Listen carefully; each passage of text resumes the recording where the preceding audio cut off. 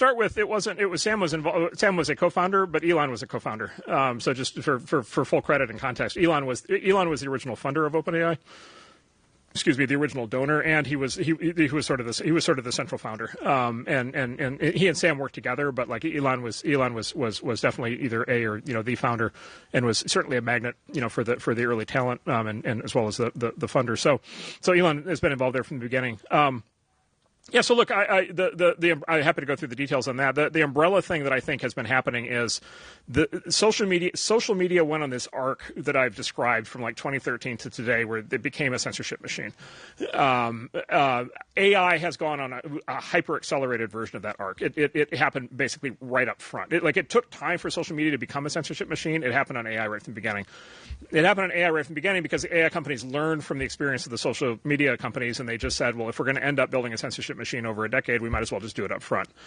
Mark, are you saying it's intentional, or it's just learning off of information? Yeah, please go on. It's 100% intentional. Yeah. So that's how you get Black George Washington at Google, is because there's an override in the system that basically says everybody has to be, like, literally everybody has to be black. Boom. Right? Like there's squads, there are large sets of people in these companies that determine these policies and write them down and encode them into these systems. Like so overwhelmingly what people experience is intentional. Like there's just no question about that. And they have these groups with this very Orwellian name called trust and safety, right? Right.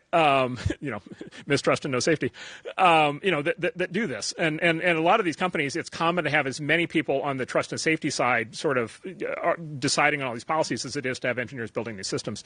And then actually what happened is you're an AI company and you need to build this kind of machine, this kind of censorship machine, and so you go hire the people out of social media who built the machine at social media.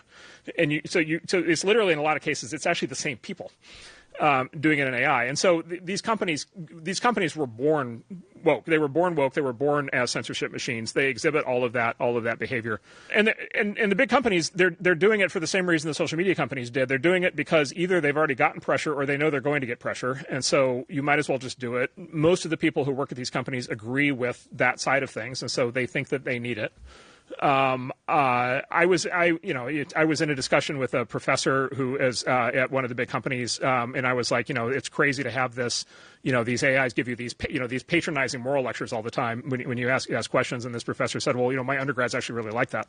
Like that's how they expect technology to work, right? And I'm like screaming inside my own head, being like, what the hell, right? So like it's the same thing. It's like baked into the culture, right? And these are a lot of these people are newly arrived from these universities. They're fully indoctrinated, and so they're very sheltered, isolated people, right? They're kind of people who spend all their time in a computer lab, so they haven't had a reason to think this stuff out more broadly. So it's the same thing.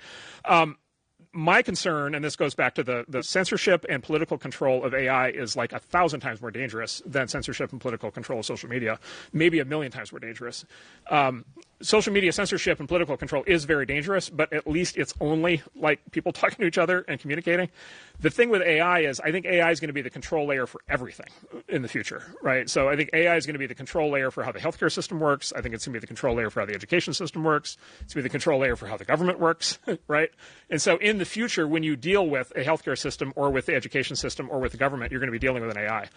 And so if that AI is, call it what you want, woke, biased, censored, politically controlled, like you are in like a hyper Orwellian, China style social credit system nightmare.